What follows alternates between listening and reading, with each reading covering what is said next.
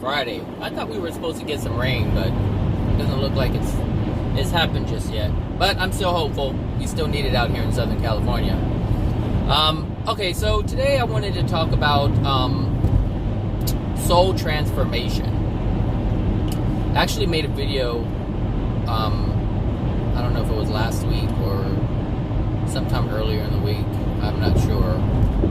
But I deleted it.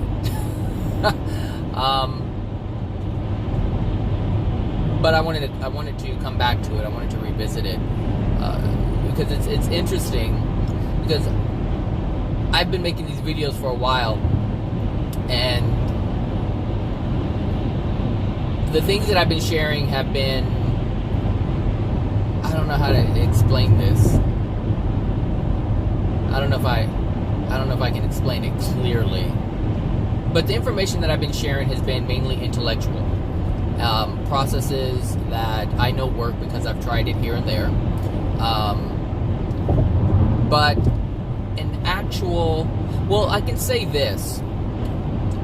I can tell when, well, no, I can't put it that way either.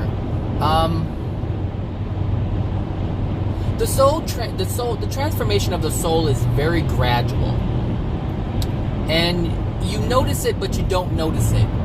And the thing is, if you're not aware that it's even happening, or that it's even a thing, if you're not aware that it's even a thing, that your soul is different than your mind, then you may dismiss a change that happens to your soul, and you just think of it as, oh, I'm different.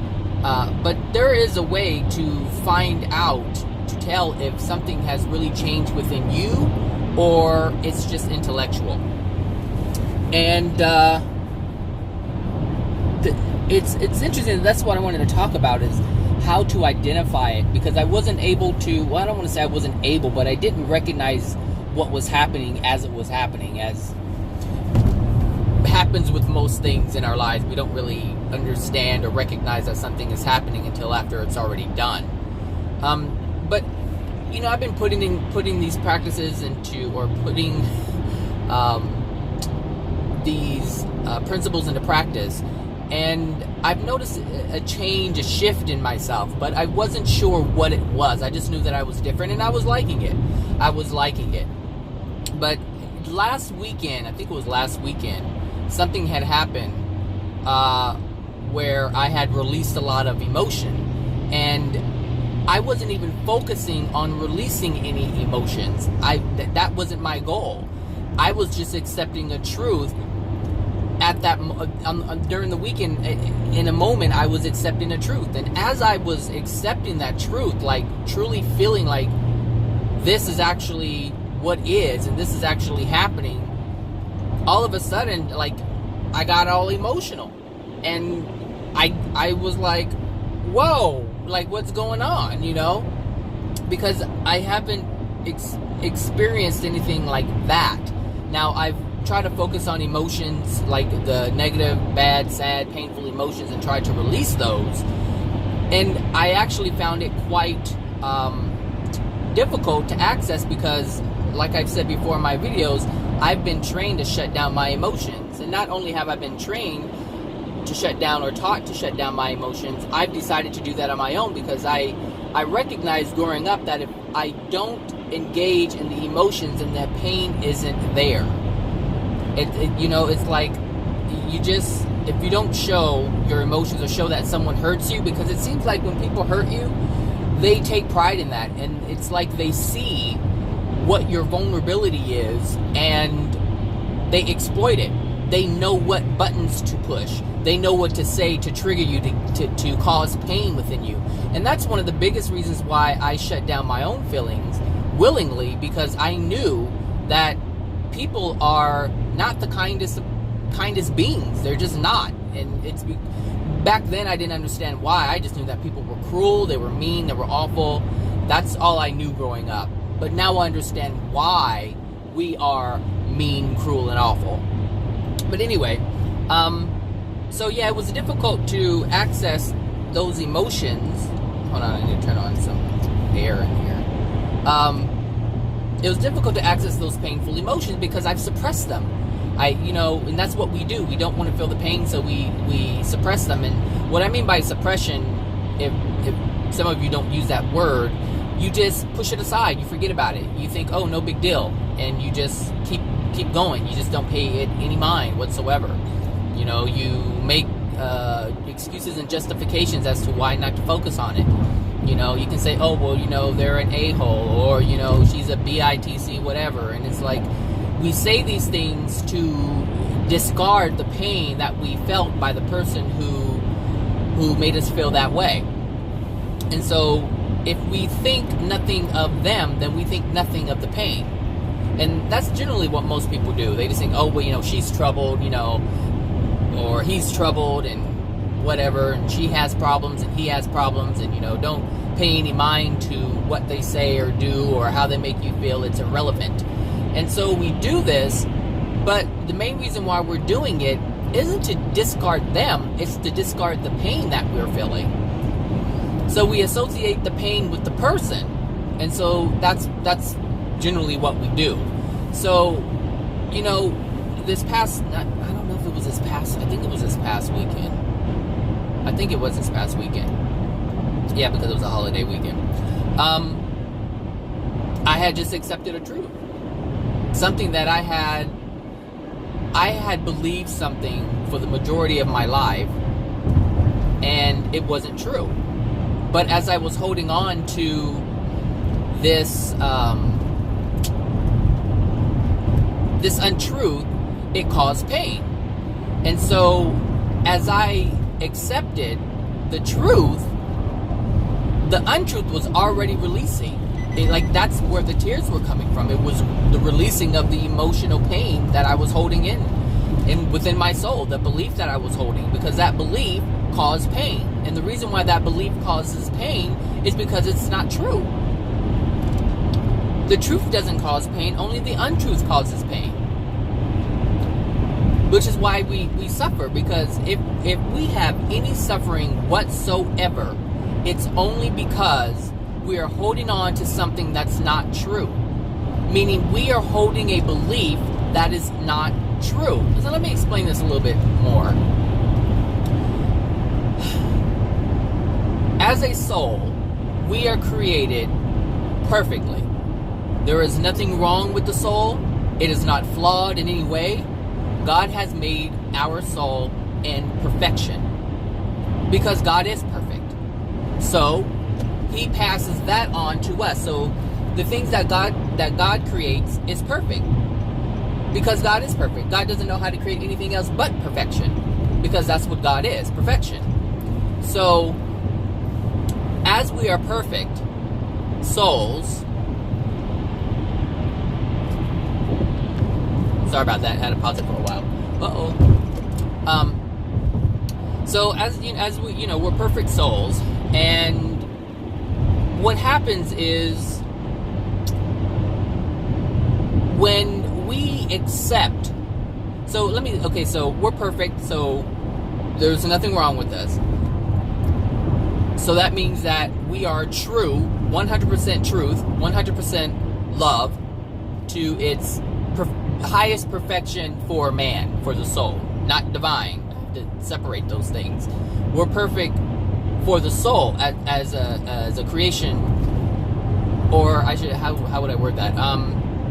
We're perfect as a soul can be without divinity, I should say. All right. So there's nothing that we hold within our soul whatsoever that is untrue, because there's no experience to put it there if we haven't incarnated yet. But as we incarnate, we start taking on these untruths. And these untruths are the very things that cause pain. So when someone says you're dirty, or you're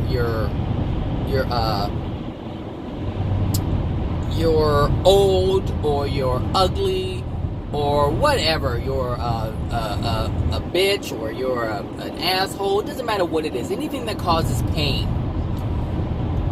anything that's untrue will cause you pain. So since the soul is made in perfection, you were never ugly. Since the soul is always young and youthful, The untruth is you're old because you're not. Now, people will look at the physical body, and because of their judgment, which is only being done or caused because of pain that they have, because someone who is loving would never, ever say any of those things to anyone, because that's not what love represents. So what happens is we take on these truths. So we go to school, our parents, are angry and say, "Why are you stupid?" Well, you're not stupid, because the soul has the ability to be infinite in knowledge. So to say you're stupid is an untruth. The truth is you don't know everything yet, but that doesn't make you stupid. And so we buy into these things and we take it and we own it.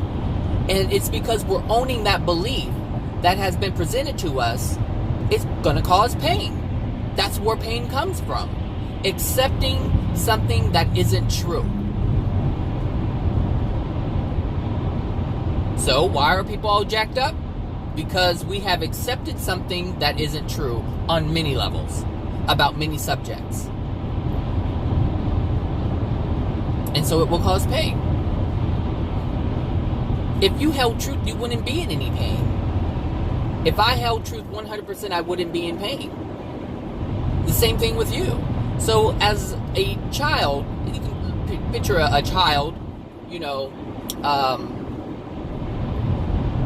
who wants attention, and the mom or the dad says, "No, go sit down. Go sit down. Go away." Well, the child is taking on something at that moment, and it's a rejection.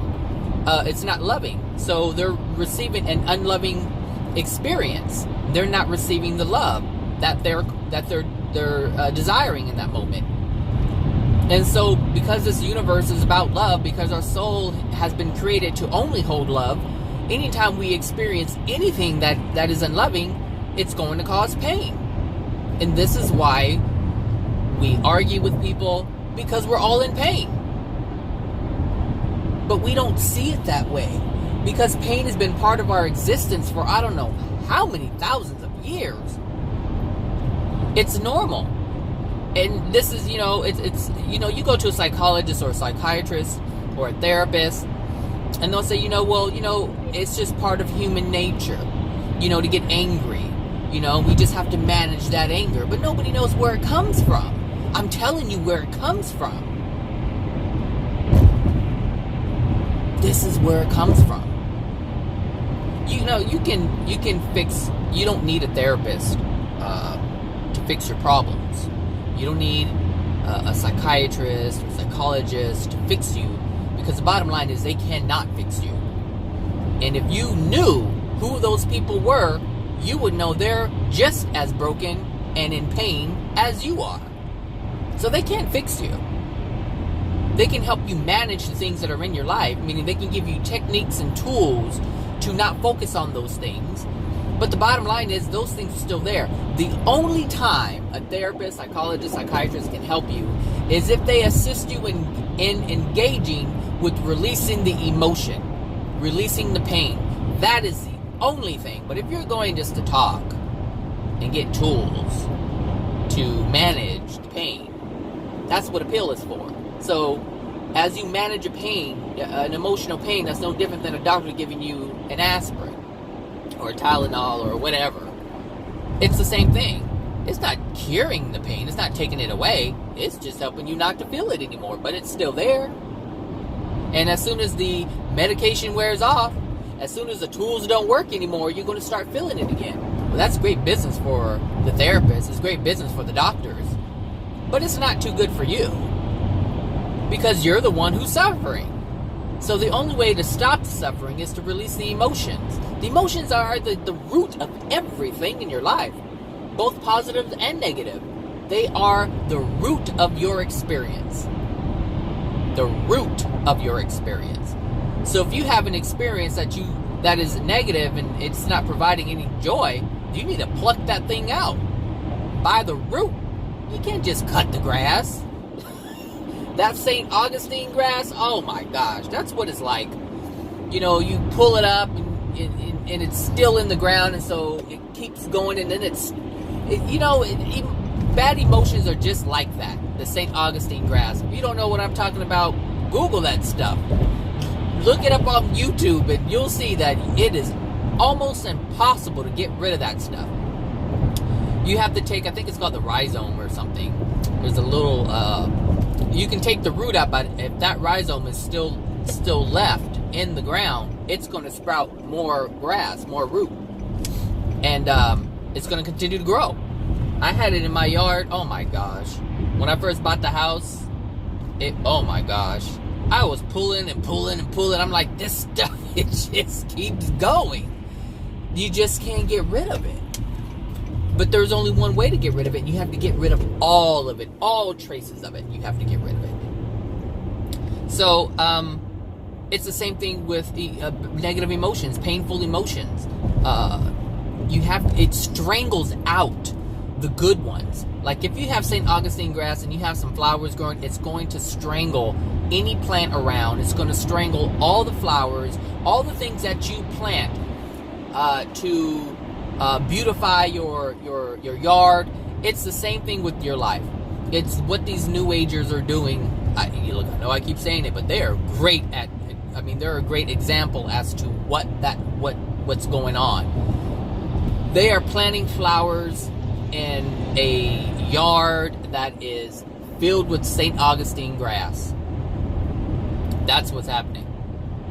And so it looks pretty. They just plant it. They go to Home Depot and, they get these beautiful flowers and they're colorful and the wind blows and they're enjoying it and it's great and the chakras and the crystals and all that stuff. They're doing all that stuff.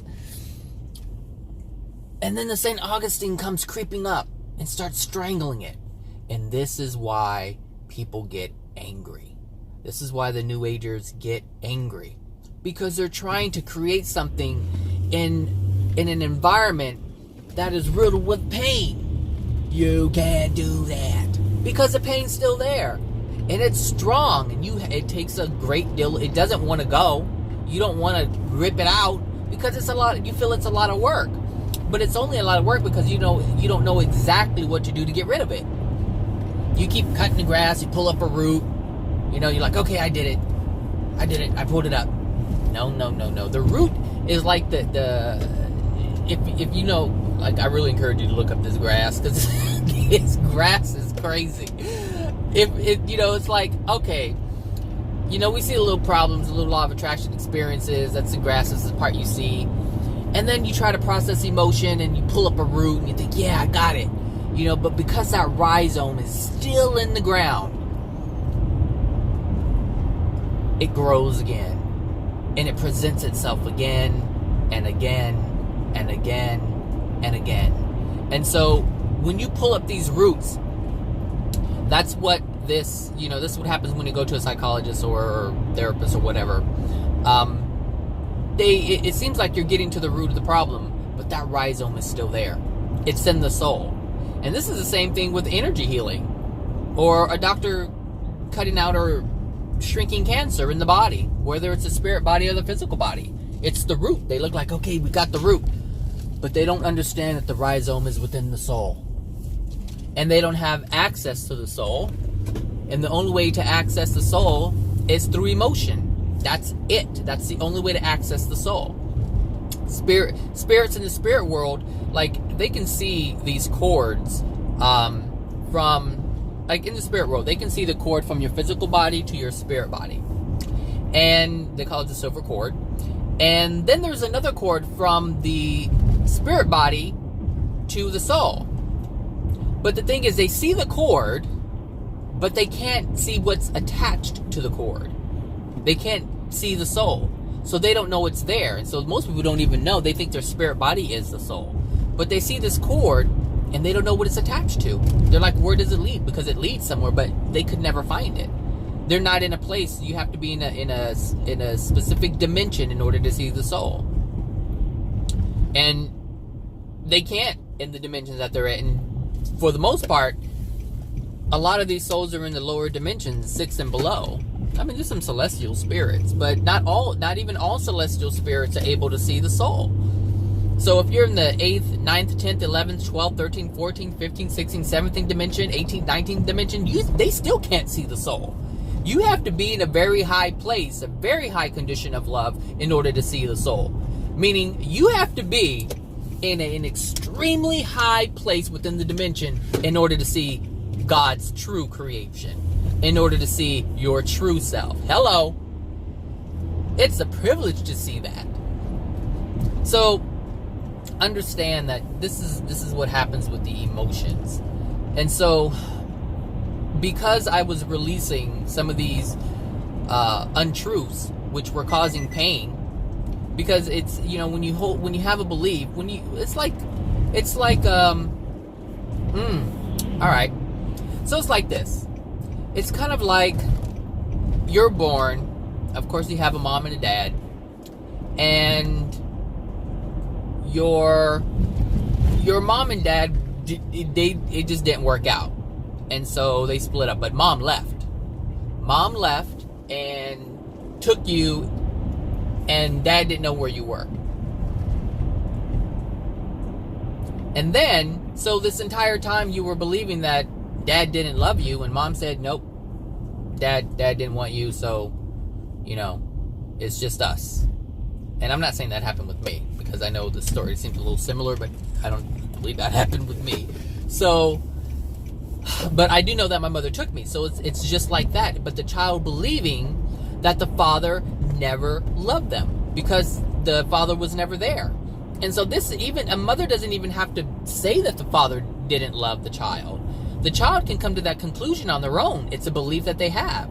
It's a conclusion that they come up with because the father isn't there. So the child will think, well, dad must not like me because dad wasn't in my life. Even if mom and dad weren't living together, he didn't call, he didn't write, he didn't try to come by and see me, blah, blah, blah, blah.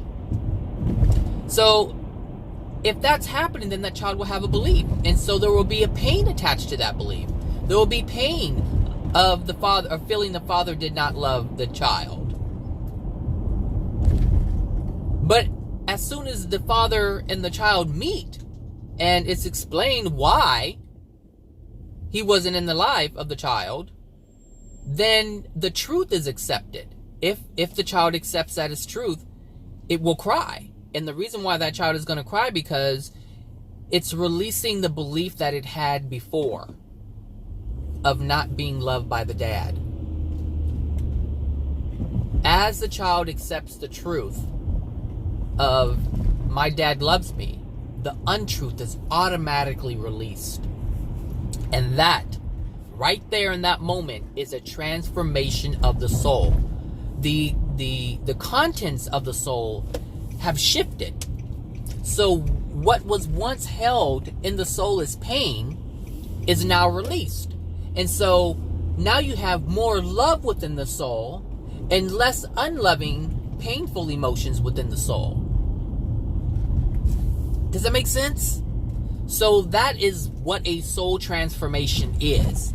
It transforms. And as you continue doing this over and over, it's continually shifting and transforming into something that it wasn't before. So that's the whole point of releasing the emotions, is to transform your soul. Because if you transform the soul by having more loving things within it, your experience is going to be different, because now the law of attraction is going to respond to you differently. Now the law of attraction doesn't have to bring you all the other things that it used to bring you. Now it can bring you more joy, more love, more loving experience, more happy experience, more joyful experiences. This is why it's so important to change the soul, because now you don't even have to, what they call, practice law of attraction. You don't even have to do that anymore.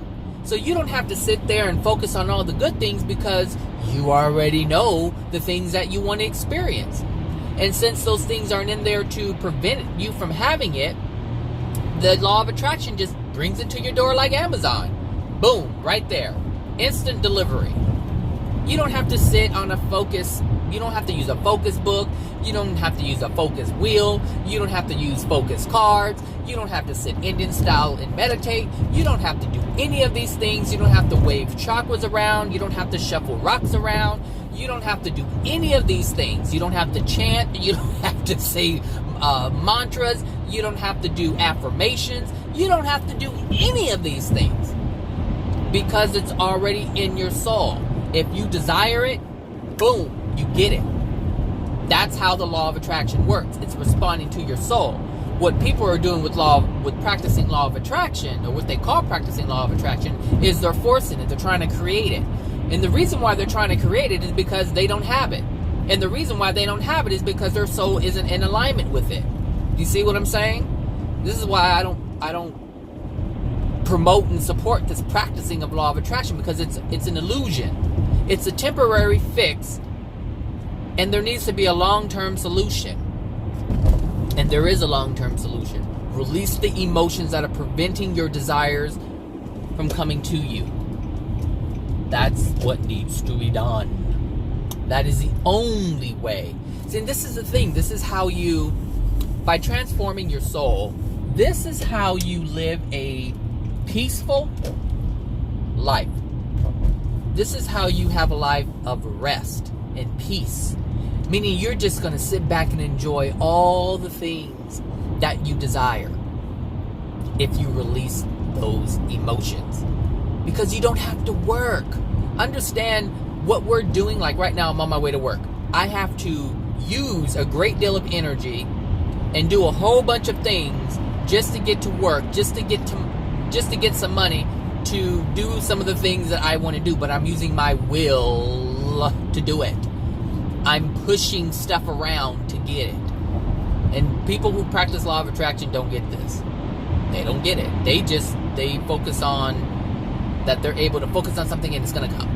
And they can do that. I'm not saying you can't do that. $3.20. What is going on here? That's too much.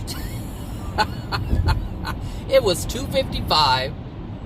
Then it was $2.70. Now it's $3.70. Oh my gosh. One night it was like close to $13. I was like, oh no. I said, not for 10 minutes. $13 for 10 minutes? I don't think so. But I'm going to pay it this morning because I don't want to be late.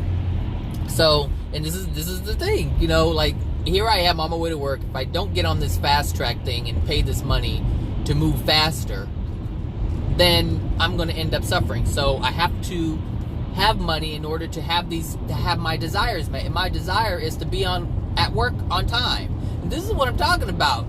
We don't see it that way because we're so caught up in doing this. It's just a way of life. And so we don't question it. And because everyone is living the same way, because everyone else is living the same way, nobody thinks twice about it to even change it or even investigate these things. So anyway, transformation of the soul is so important. And I felt it the day that it happened, the day that I was releasing these emotions that were untrue by accepting a truth. Oh my gosh. That day, there was nothing could even irritate me. And some other desires and passions came back. So I used to love to cook. That's just what I did. I cooked and I would post my stuff online. And I have to say, the creations that I made were just beautiful. I just love making beautiful meals. I just like it. It feels great. You know, it's like an art. And so I used to enjoy doing this. And for the most part, that's the only reason why I will cook, is to create something that looked amazing. I don't care if it's a sandwich. It needs to look beautiful, because I feel that's just what makes me feel good. That's just my joy right there. I don't put slop on the plate. That is not my thing. That is not my thing. Even my oatmeal needs to be looking on point. It can look. I'm so serious. I can't make it. Look, if I'm not putting my heart and soul into it, I don't want to do it. And so, anyway, after I had, released these emotions, the next day, I wanted to cook. I'm like, why am I wanting to get in the kitchen? For a while, I tried to force myself to get in the kitchen, and I would pull out ingredients, and I would put them right back. I'm like, no, I'm not feeling it. This is too much work. It's just, there wasn't any desire for it. It was like I was forcing it with my mind, and I could, but I already know it's not going to come out the same, and it's not going to feel the same as I'm making it. and I'm not going to feel the same way after it's done. I'm not going to be proud of the product. How could I if I haven't put myself into it? So, the next day, first of all, it started in the shower. Oh my gosh, I can't believe I put this on video. That was like the telltale sign. I was like, what is going on? So, I had the music playing as I usually do, because I love music. But something was going on. Like, I was like moving. I'm like, why am I dancing in the shower? Like, I was dancing in the shower, and there was nothing I could do to stop it. My body, my soul was just responding to the music. But the only reason why now, I don't know if you guys know about dance. There are some people who learn to dance. They learn about the beats and the techniques and this and that and the other. And some people are just moved by it. They're just moved by music. And the movements of the body is dictated by the music that they're hearing. And so that's how I operate. That's how I function. So if I hear something, my body is moving to the music. I'm not like, okay, 1 and 2 and 3. That stuff actually annoys me. I went to a dance class and they started doing that. I was like, okay, I can't do this. I can't do this. Because I feel that dance is an expression of the soul. It's an expression of you. And so when you start making it mechanical with the 1 and a 2 and a 3 and a 4, that's not working for me.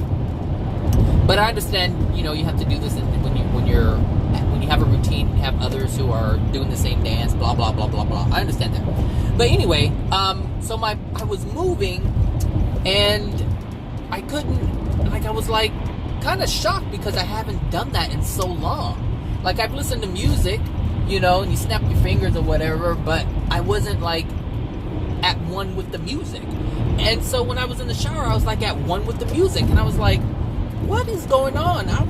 Look, I'm not going to say all the dance moves that I was doing in the shower, but I was like, okay, it just caught me. It just caught me off guard, because it was, I haven't experienced that in a long time.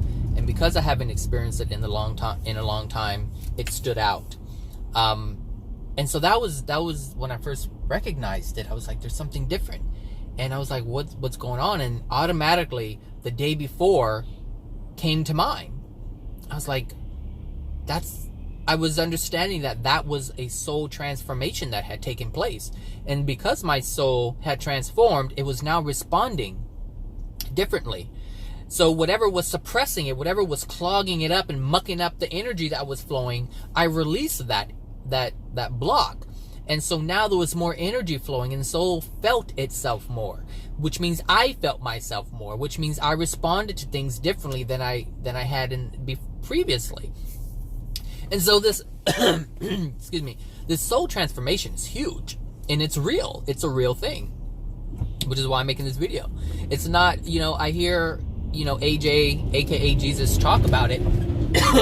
And it's like, okay, that's great, the soul transformation. And, I hear the spirits have their soul transformation. And, when I'm listening to the spirits talk about how when they allow God's love to enter their soul, then they brighten up, and their soul is transformed. It's brighter. And that's the same thing that happened to me. The only thing is I couldn't see the light, but I was a reflection of that light. Like, you could see, I could feel a difference. Like, I could feel the shift. Even though I didn't see a visual light, my actions, my expressions, I should say, were of that. And that's how I knew. Because for a while I was like, I don't know how I'm going to figure out if this soul is transforming or not. I'm doing these things, I know what I know. I'm stopping. I'm stopping the engaging of certain things, but with the spirits, I always felt like it was easier for them to see, easier for them because they can see it actually happening. But because we are energy expressed in physical form, everything has to be recognized in physical form. So everything that's physical has to be recognized. So that means we have to be, we have to pay more attention to our actions. We have to pay more attention to how we respond to things. That's how we here on earth are able to see if there's a change within the soul or not. We can't do the light thing because we're not, we have a spirit body, but we're not in the spirit world, and so we're not just focused on that. We get to see the physical expression of change within the soul. So anyway, yes, it's real, it happens, but the main reason why I wanted to make this video is to let you know that if you just accept certain truths, the untruth will automatically be released from you. So like the example I was using with the dad thing, once you accept and believe and feel that dad loves you, you're going to cry because of all your life you've experienced unloving feelings or emotions based on that belief. But once you release that belief, all of those emotions that are associated with it must go too. So you don't have to focus on just the negative emotions. You can focus on the positive, on just accepting truth. So this, the things that we consider intellectual, we can start there. If we're not in tune with our soul, we can start there. So it's not that, that difficult if you just accept truths. But look, if you're not humble enough to accept new information, new truths, then it's going to be very difficult for you. But if you're humble enough to accept something that's true, it's much easier for you. So anyway, that's what I wanted to talk about. Hopefully I made some sense, and hopefully you can experience it so you can understand it as well. All right, have a great weekend, everyone. Talk to you soon. Bye-bye.